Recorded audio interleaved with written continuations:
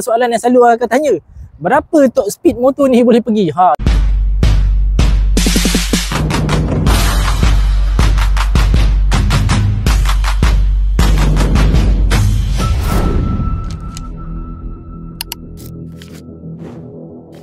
Dekat depan aku ni adalah satu biji motosikal elektrik, motor EV lah kan, okey. Model Zeho AE4. Kalau kita tengok design dia ni memang sangat futuristik lah. Okey, dari depan kita tengok macam motor dalam filem sci-fi tau. Memang sangat lawa, sangat moden lah dia punya design ni. Okey, belakang dia pun nampak sama juga. Okey, motor ni dia tak menggunakan petrol, dia menggunakan kapasiti bateri 74 volt dan 27 ampere per hour. Untuk dia punya jarak jauh boleh bawa 110 km maksimum. Untuk kadar pecutan dia pula, mesti orang akan tanya kan, EV ni pick up kuat ke? Okay, untuk kelajuan biasa kita bawa standard, dia boleh pergi sehingga 1600 watt per hour. Dan untuk kadar pecutan dia, kalau kita nak potong kereta, dia akan pergi kepada 3000 watt. Itulah dia punya kadar pecutan dia. Alright, untuk charge bateri dia pula, bagi aku agak lama lah, 4 hingga ke 6 jam. Tapi dia fair and square lah. Contoh kita pakai motor petrol, kita nak pergi sehingga 110 km, kita kena keluarkan kos petrol 5 ke 6 ringgit. Lebih kurang. Okay? Tapi untuk EV ni, kita nak charge dia untuk 110 km dengan kos RM1 sahaja ikut tarif TNB sekarang ni. Dia fair and square lah. Tapi kalau untuk 110 km tu, kita pakai pusing-pusing dalam bandar je lah. Nak jalan jauh memang tak sesuai. Masuk highway lagi lah tak disarankan. Orang selalu akan tanyalah, persoalan yang selalu orang akan tanya. Berapa top speed motor ni boleh pergi? Ini aku nak cakap sedih lah sebenarnya.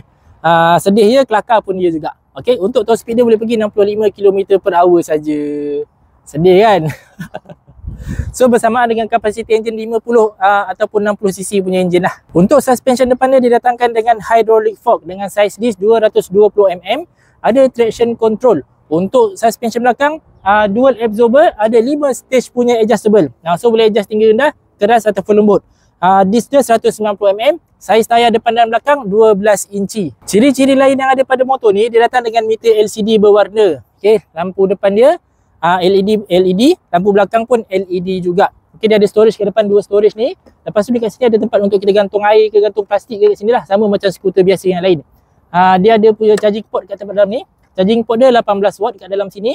And then untuk teknologi lain, dia ada 2 mode. Ada mode eco dan juga sport mode. Sport mode bateri makan banyak sikit lah. Okay. Lepas tu dia ada traction control ada. Dia ada auto cruise. Dekat sini kita boleh adjust auto cruise dia. And then yang ada dekat motor ni tak ada dekat motor lain. Dia ada blind spot punya radar kat belakang sini. Ada dia punya sensor lah.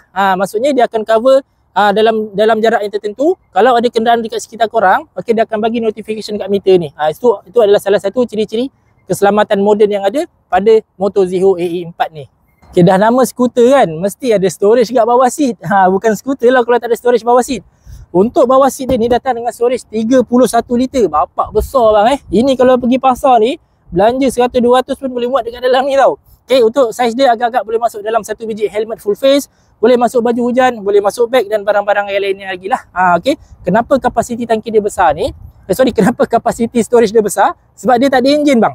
Dia pakai bateri saja. Sebab itulah dia boleh buat saiz kapasiti storage yang sangat besar, 31 liter. Untuk cara charge dia pula ada 2 cara. Satu menggunakan port dekat sini, menggunakan plug 3 pin. Kita cocok plug 3 pin dekat plug tu, kita cocok kat sini. Itu cara nombor 1. Cara nombor 2, kita cabut bateri, bawa naik atas, charge dekat dalam rumah. First kita buka seat dia. Okay, dekat dalam seat ni ada satu box ni, kita kopek, kita buka di penutup, kita tarik tali. Ada satu tali kita tarik. Bila kita tarik tali ni, dalam masa yang sama kita kopek kat sini tengah ni. Okay, kita kopek dia, tarik. Nampak tu? Dia dah terbuka. Dia terbuka macam ni So nampak bateri dia dekat dalam sini. And then bateri ni kita kena cabut, bawa naik atas, charge dalam rumah. So macam mana kita nak cabut? Dekat sini ada satu pin warna merah. Kita tolak pin dia. Okay, dan dia kita tarik. Dia terbuka kabel ni. Okay, sebelum tu aku nak bagi tahu kepada korang perempuan-perempuan jangan angkat lah, sebab bateri ni memang berat, serius berat. Okay, right, bila kita tarik, kita angkat macam ni, keluarkan saja. Nampak dia dah keluar bateri ni. Kita boleh bawa masuk rumah, charge dekat rumah. Okay guys, kelebihan lain bagi motor ni, bagi aku best dia, motor dia tak ada bunyi lah, senyap. Dia macam angin halus. Tak ada bunyi untuk motor ni. So bagi korang lah, berbaloi ke untuk korang miliki motor EV dalam Malaysia pada waktu sekarang ni. Okay, korang boleh komen kat bawah. Okay guys, so kalau korang berminat dengan motosikal EV, Zeho AE4 ni korang boleh dapatkan di Itiong Motorsport Setapak. Kontak nombor dan alamat nanti aku letak kat bawah sini.